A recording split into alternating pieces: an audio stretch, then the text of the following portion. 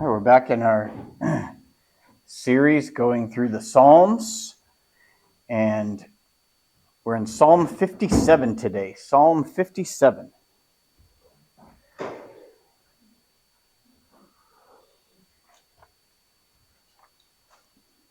The title I have for Psalm 57 for our lesson is By My Hand or God's. By My Hand or God's.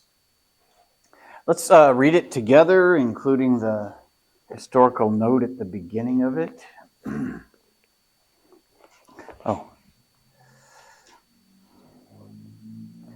Psalm 57.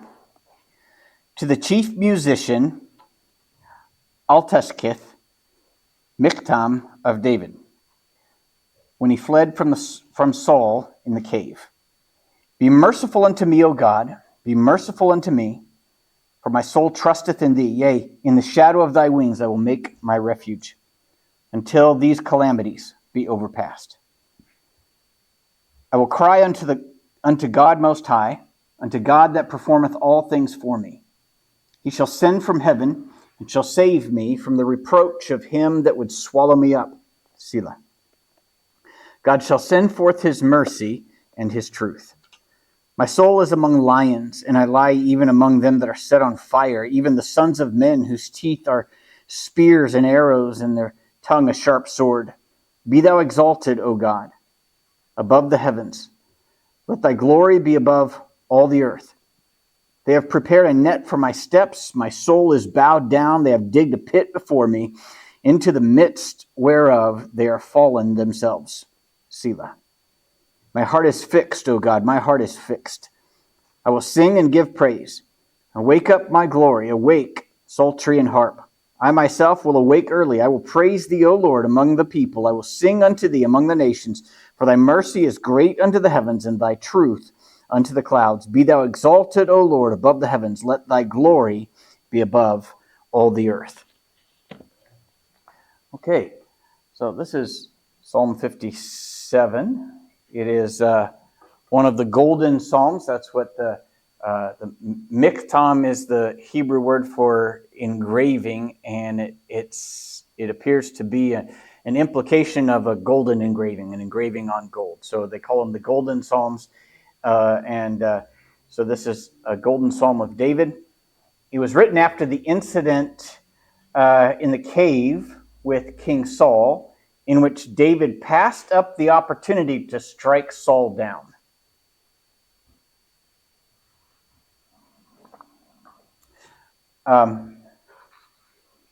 This is recorded for us in 1 Samuel chapter 24. 1 Samuel chapter 24, and just to give us the context of the writing of the psalm, I thought maybe if we read Psalm 24 together, that might kind of put us into the right context to see what it was that spurred on David's writing of the psalm. And so 1 Samuel 24 and verse 1, and it came to pass when Saul was returned from following the Philistines, that it was told him, saying, Behold, David is in the wilderness of En-gedi. Then Saul took 3,000 chosen men out of all Israel, and went to seek David and his men upon the rocks of the wild goats. And he came to the sheepcotes by the way, where there was a cave, and Saul went in to cover his feet. And David and his men remained in the sides of the cave. And the men of David said unto him, Behold, the day of which the Lord said unto thee, Behold, I will deliver thine enemy into thine hand, that thou mayest do to him as it seem good unto thee. Then David arose and cut off the skirt of Saul's robe privily. And it came to pass afterward that David's heart smote him, because he had cut off Saul's skirt. And he said unto his men, The Lord forbid that I should do this thing unto my master, the Lord's anointed, to stretch forth mine hand against him, seeing he is the anointed of the Lord. So David stayed his servants with these words, and suffered them not to rise against Saul. But Saul rose up out of the cave and went on his way. David also rose up afterward and went out of the cave and cried after Saul, saying, "My lord the king." And when Saul looked behind him, David stooped with his face to the earth and bowed himself. And David said to Saul, "Wherefore hearest thou men's words, saying, Behold, David seeketh thy hurt?" Okay, so we have jumped into the middle of the circumstance in which David is running from King Saul. King Saul is, at this point, he's begun to lose his mind, and he waffles one direction or the other, from murderous rage to kill David to I'm a bad person, I'm going to stop this, and and here he hears he has the opportunity to get David. He goes to the place where the area where he has been told David is, and there comes a time when he needs a little privacy, and he goes into a cave. I'm not going to, from the pulpit, describe what it means to cover one's feet, but he's in there by himself, and David and his men are in the cave, and they're in hiding, and Saul doing whatever Saul is doing, and then David and his men are thinking, "Oh, this is the time, David," whisper into him, "Hey, look, this is it. God has literally given in to us." And David, he responds to his men's words by sneaking up behind Saul and cutting a piece of his kingly garment, and then coming back to his men and saying, "You know what, I feel really bad about having done this." And they're evidently still wanting to kill Saul, and David says, "No, look, we're not doing this. We are not raising our hand against the Lord's anointed." And so that's the main circumstance. David waits till Saul leaves, and once they're some distance away where they could run if they needed to, David gets the attention of Saul and the rest of the people there and says, "Look, this is how close I was. I could have struck you down.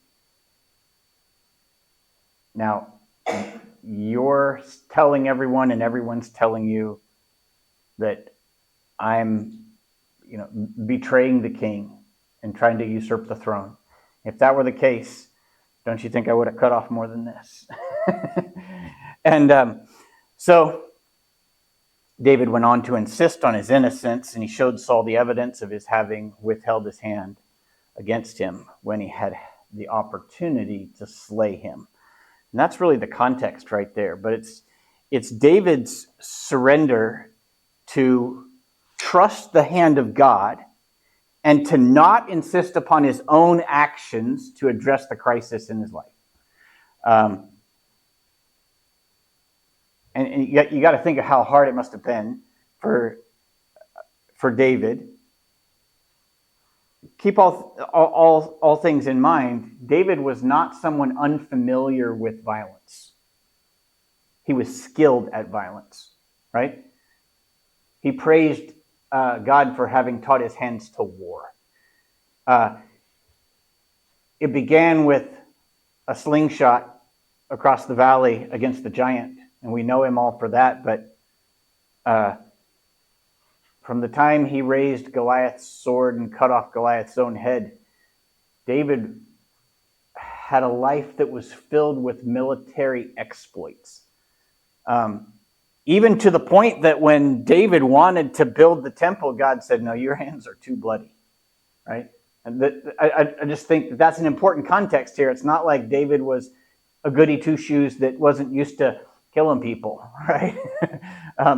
And so he was not unfamiliar with violence in the right context, and so given that, you got to think of how hard it must have been, especially then considering all the anxiety and the stress that Saul's constant attacks against him had brought, and the constant slander against him, and how hard it must have been then to trust God's hand over his own. From right there, all it would have taken, one step forward and one fell swoop. That's it. That's all it would have taken. It would have been so easy to solve all of his problems by his own hand. Or so it probably seemed to David, and it certainly seemed to David's men. Well, David was willing to still his own hand so that God's hand might work.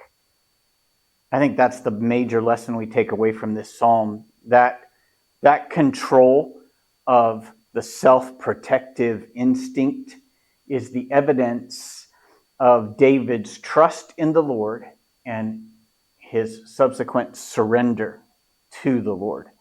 We begin to see examples of that surrender in verses 1 through 3. We see David's surrender. Or so I have framed it. Let's read verses 1 through 3. Be merciful unto me, O God, be merciful unto me. For my soul trusteth in thee, yea, in the shadow of thy wings will I make my refuge, until these calamities be overpast. I will cry unto God most high, unto God that performeth all things for me. He shall send from heaven and shall save me from the reproach of him that would swallow me up. Selah, God shall send forth his mercy and his truth. So, what we see here is there's three areas of surrender that are shown here. And so it is, I believe, when we decide to trust the Lord. There's different areas in which we surrender. We sing that song at the end of our services now entitled, I Surrender All. And we mean that. Especially after hearing the word of God, I hope that is where our hearts are at the end of the services. Whatever it is, Lord, it's all yours. But when it comes to how that practically lays out in our life, and when we're addressing particular issues and overcoming instincts that aren't God's will, right? Like using our own hand instead of letting God use his, when God has made something his purview, right? And we realize that it's not just I'm completely surrendered, so I'm going to just do the right thing in everything. There's actually like different areas, and there's priorities in surrender, and there's steps towards the surrender that we need. And that's really practical, because when you're in the thick of it and under the pressure of the temptation to wreak your own havoc when it seems havoc must be wreaked, right? Then even though God has said, this is my purview, vengeance is mine, saith the Lord, I will repay, for instance, then in that circumstance, just saying, oh yeah, that's right, I've surrendered all. That's not, an incremental steps towards the surrender that is needed is what takes place when we do the right thing. And I just want to map that out in this circumstance of David. I see three different areas, three different levels of surrender, and they are in order. It's never only to just trust him in one thing. And the areas of life in which David surrenders, those areas are instructive. They show levels or layers of David's relationship with God and how he was prepared to surrender the right thing. And if David is ever to get successfully to the third level of surrender, which is the main thing we see in this passage, he must go through the first two steps in order, and in the order that they're shown. This withholding of his own hand to make room for the hand of God to move is surrendering to the performance of God, right? He didn't say, oh, I can do this. I can do this right now. I know the exact stroke that'll make this just like that, right? He could have said, I will perform my own solution. right? Because this looks easy to me to solve the situation. Well, he could have done that. But instead, he ended up trusting in God to perform the thing, right? And that surrendering to the performance of God, that's the final step of surrender. To trust God to perform in the way that is best and in his own timing. Before that must come a surrender to God's protection. Because isn't that why we want to perform? And we want to perform now because I have to protect myself, right? It's that self-protective instinct. Before he gets to the level of surrendering to God's performance, he must surrender to God's protection. Because if we are to withhold our own action, which we are driven to take in the fear of our flesh, we must trust God to protect us until he performs the just action against our enemy or against any threat that is against us.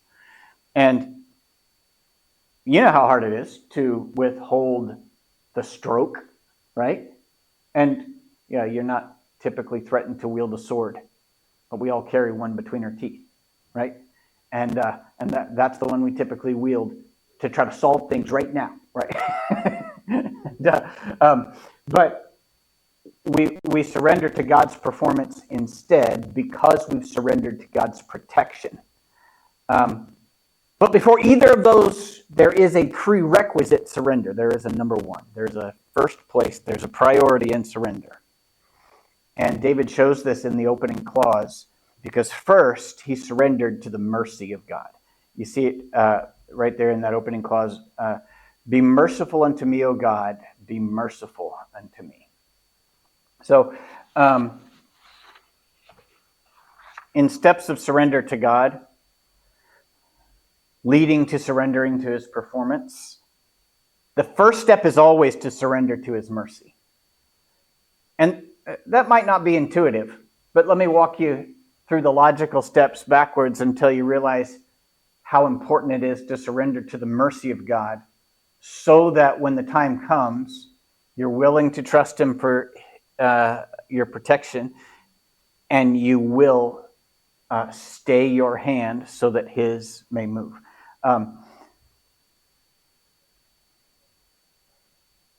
So it's in this surrender to his mercy that we recognize our sin and our utter dependence upon God for mercy. And this cry for God to be merciful to him, it reveals David's acknowledgement of his need for mercy. And it reveals David's trust in God to deliver the mercy, right? If you think about it, the idea of trusting God's mercy, that is a deep idea right there. We find it at the headwaters of the downstream virtue of forgiveness, right? We know we must forgive. Why do we not forgive? Go up to the headwaters and you'll find out you have not embraced the mercy of God in your own life. And that's why you won't forgive. You think your sin too small. We've lately discussed this on Sunday morning a few weeks ago, and what it means to be willing to forgive or pardon, right? The blessed are the merciful, and which means to be willing to forgive or pardon. And why do we withhold the willingness to forgive or pardon? It is a virtue of the merciful. People refuse to forgive because they've not been forgiven. Now, stick with me there, right?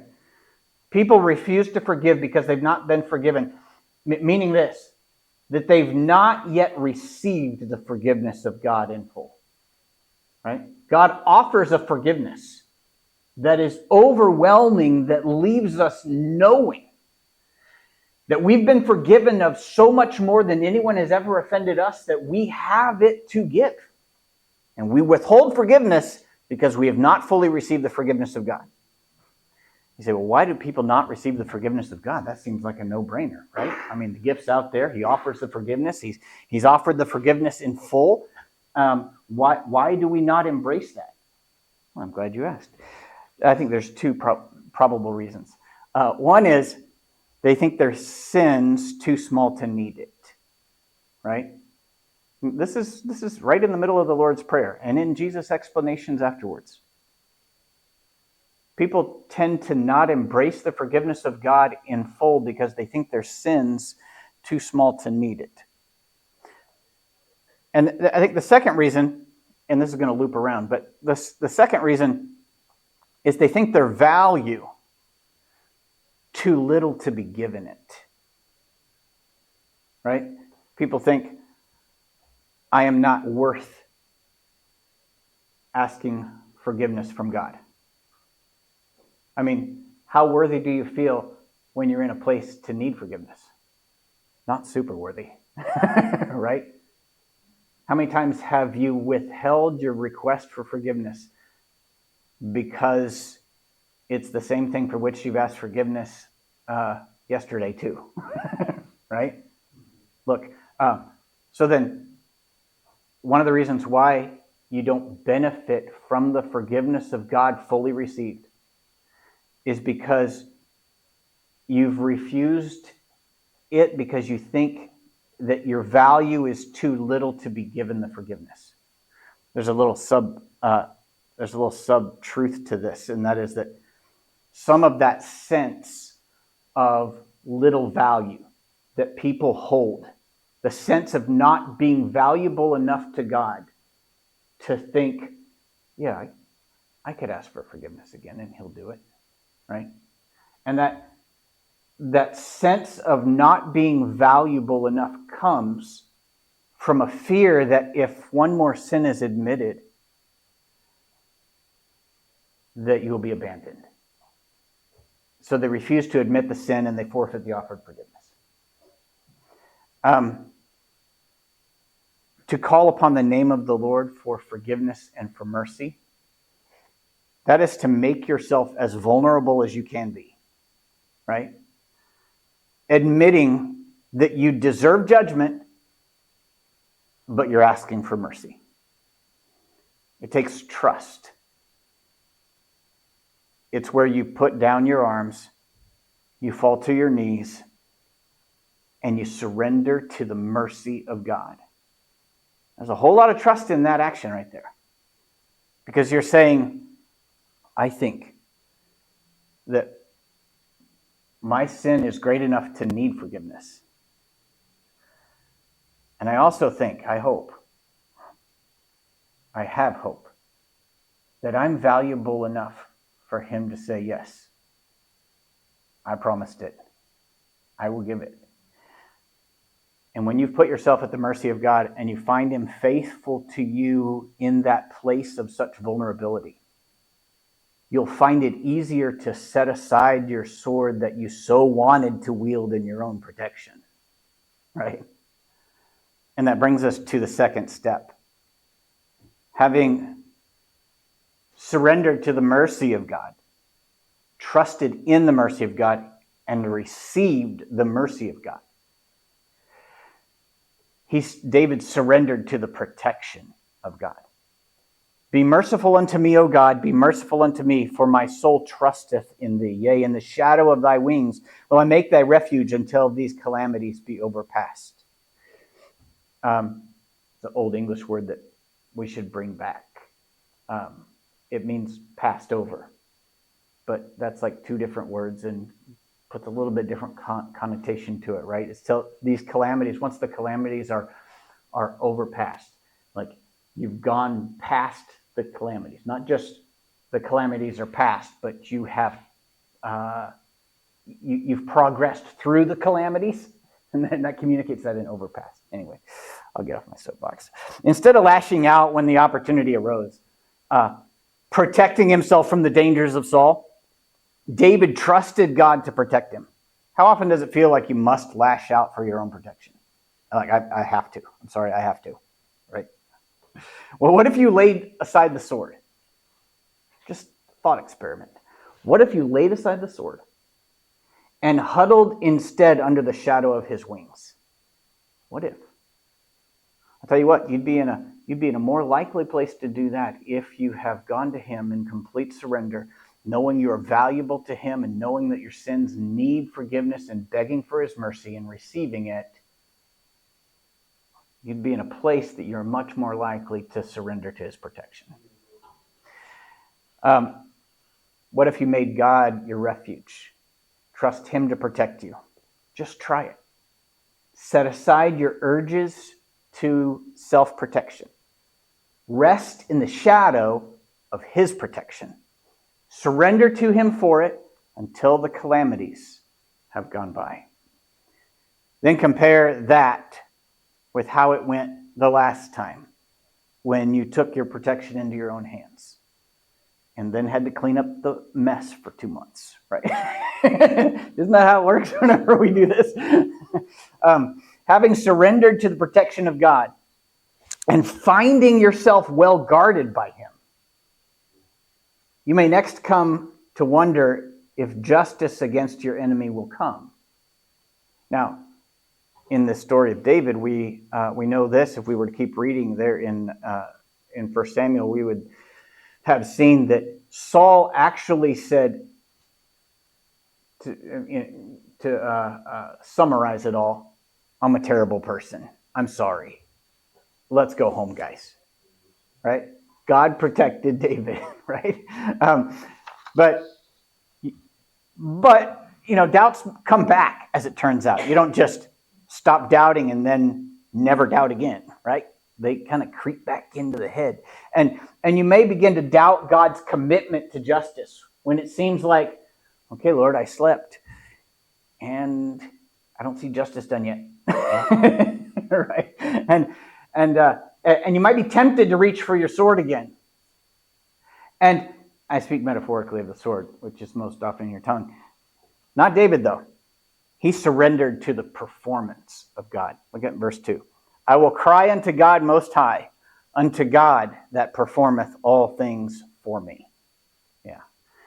He's like, no, this is God's job.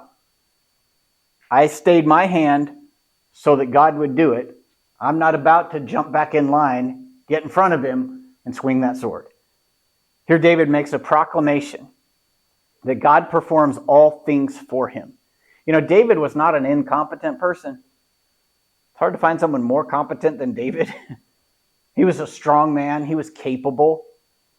But he had learned in his life that anything that God does turns out better than anything that he does. And we would do well to remind ourselves of this. He has all the power and all the wisdom to accomplish a better outcome, and his perspective is unfiltered and unhindered. So why wouldn't he be better? What we see there under the surrender to the performance of God, there in verse 3, is that God would perform this task from where he was in heaven. Right? That's where I was getting the idea of his perspective, his unfiltered and unhindered perspective. Verse 3, he shall send from heaven and save me from the reproach of him that would swallow me up. Selah.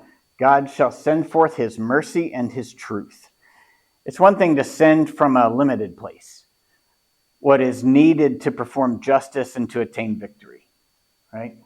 And it's quite another, though, to send from heaven, from whence all can be seen and where resources are unlimited, right?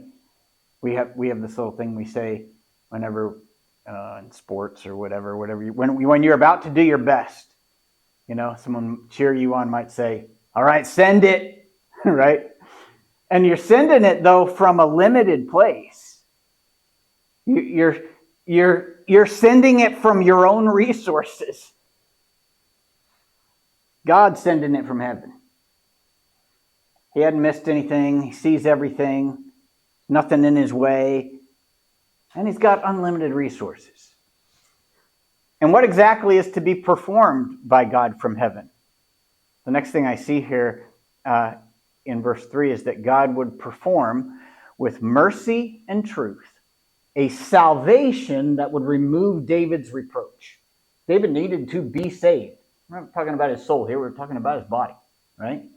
Although just a little bit later, he refers to himself in metonymy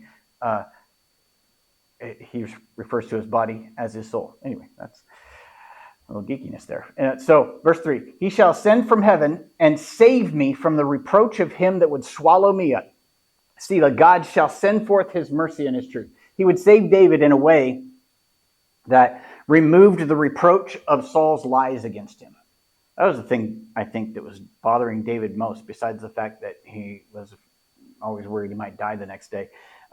It really bothered him that people were lying about him and people were believing it, right? And that bothered him. And you can imagine how that might be. And Saul's antagonistic attitude towards him and his lies about him, they brought a reproach on David. David knew himself to have a heart that meant well. And it really bothered him when people thought different. And you know how hard that is. But so then you might ask, if God's going to perform this and provide the salvation that's needed, what emissaries is God going to send from heaven to accomplish it? Well, it would be the emissaries of mercy and truth. Those are the two things he was sending. Mercy would meet the original need that David had, right? And it's this for which he cried first. And that to which he first surrendered was the mercy of God.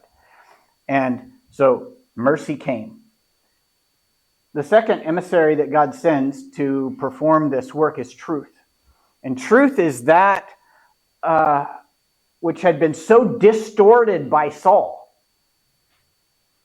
And truth is that in which God has more interest even than David. Saul had been lying about David. He had distorted the truth. He'd been spreading a lie, and that brought reproach on David. One of the emissaries God sent was truth. David had an interest in the truth being known. And I'm sure it crossed his mind, well, if I cut off the mouth that's speaking the lie, I could probably get a handle on this and truth would be known. Right? But he stayed his hand and let God do it because he thought, I really want truth to be known. I want it so bad. I want this reproach removed from me. But there is someone who wants the truth to be known more than me. And so he surrendered to God's performance, and God sent truth as the emissary for the performance of his salvation. The order of these seems not mistaken. Mercy and truth. In our fearful and wounded state, when others have distorted and discolored the truth about us, we're naturally driven into panic to right the wrongs by our own hand. And when this is the case, set aside those self-centered urges and focus first upon the mercy that we need. Not even the mercy that we must show, but the mercy that we need, because it has to start there. That's the headwaters of the downstream virtue of forgiveness. Secure the mercy of God for yourself before considering the supposed restoration of truth by your own hand. What you'll find after surrendering to God's mercy is that your self-protective instincts have ebbed a little, and that perhaps you can trust him to protect you too. And then naturally, you may surrender to his performance of salvation from that which would be your reproach. All right. Having established this threefold surrender, David now iterates his situation in verses 4 through 6. My soul is among lions. I lie even among them that are set on fire, even the sons of men whose teeth are spears and arrows and their tongue are sharp sword. Be thou exalted above the heavens. Let thy glory be above all the earth. They have prepared a net for my steps. My soul is bowed down. They have digged a pit before me, in the midst whereof they are fallen themselves. Selah. What we see here about David's situation and what we have here is David just reporting the news, right? First thing is, he was in danger. My soul is among lions. There's the metonymy I was talking about, where you use a a part of something to refer to the whole. This situation is that he finds himself surrounded by those who would consume him in the most violent way, right? He finds himself among the lions. And obviously a metaphor, right? And a zoomorphism, to be exact. And so that's the first bit of news, is he was in danger. Secondly, his enemies were passionate about hurting him. Boy, this was what they lived for, was to hurt David. They had motivation for it. They would be rewarded for it. My soul is among the lions, he says, and I lie even among them that are set on fire. The metaphor of being set on fire is to indicate the passion with which they plan for David's hurt, right? I lie even among them that are set on fire. It burns inside of them like a flame, and it drives them towards causing the suffering of David. You surely have seen people that are just so burnt up with hatred that you can't even understand, like, why? How do you even get there, right? It's like you're on fire and everything else is burned up in your life. The only thing you live for is just hurting this one person, right? And this is what David is saying, is he's among the lions, and he's among those that are set on this fire. And then he also had been hurt by their words. You see that even the sons of men whose teeth are spears and arrows, and their tongue a sharp sword. All right. And these men who are so consumed with the prospect of hurting David have considered how to make their words the most hurtful as possible.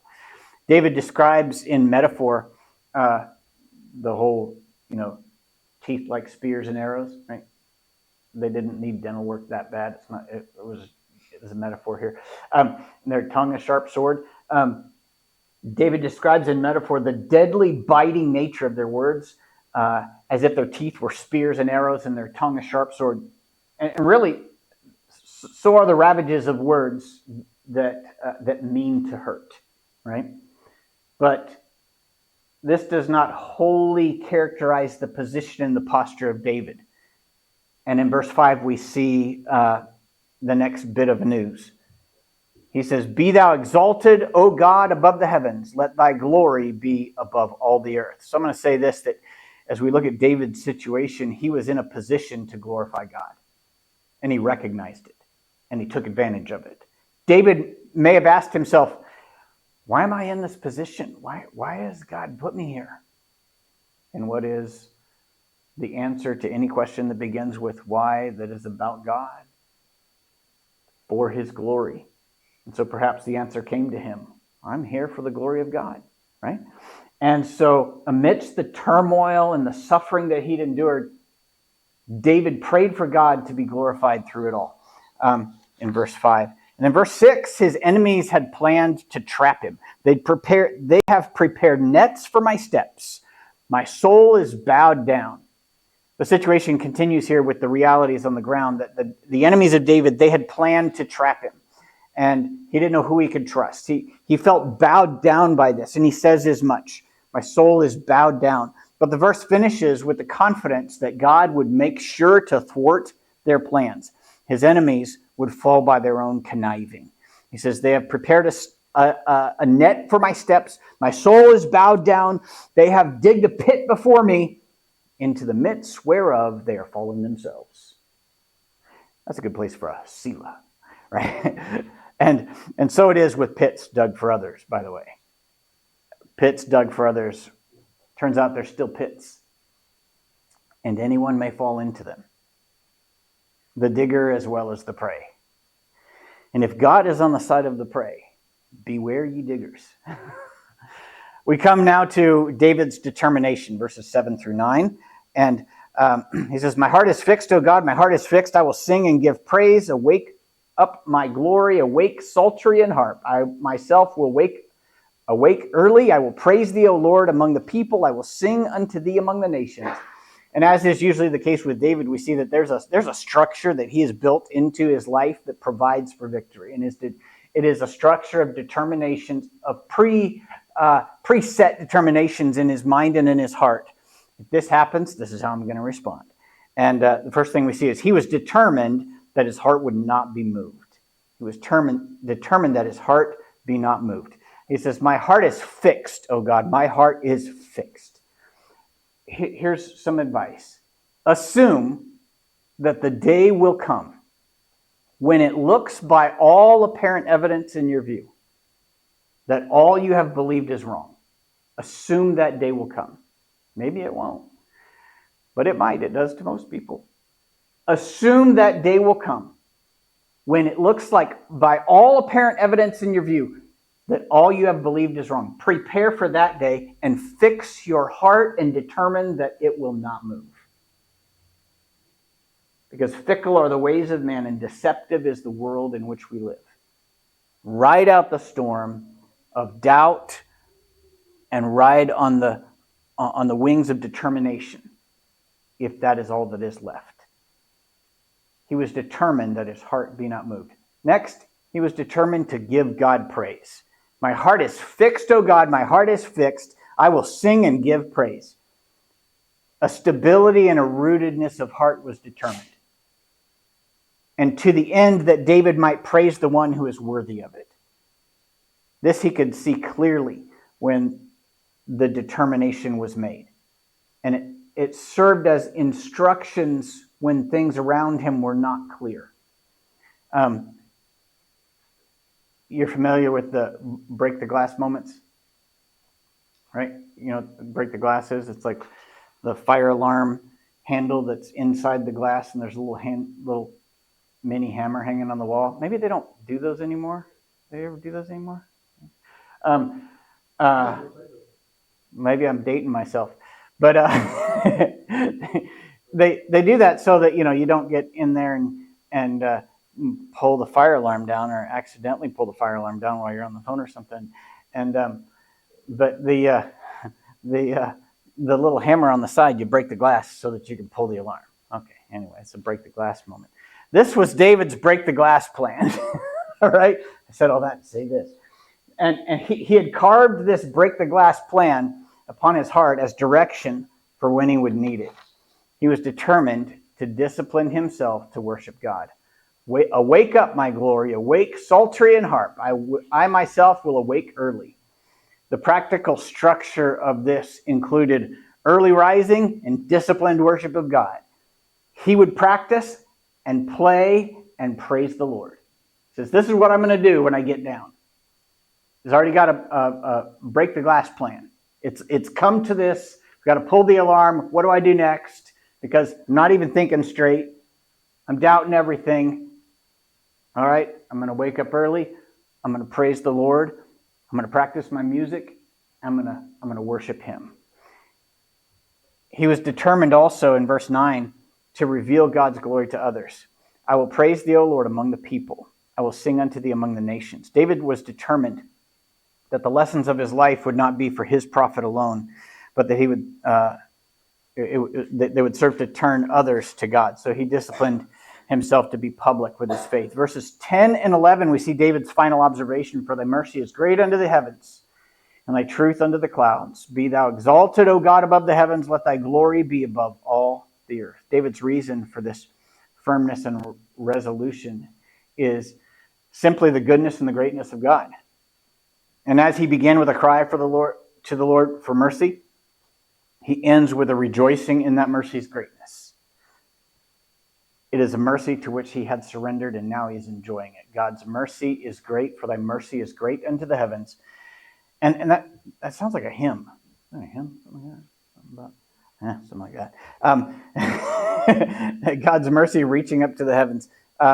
And thy truth unto the clouds. This means that God's truth is absolute. It is up there. It is untouchable. It is what it is.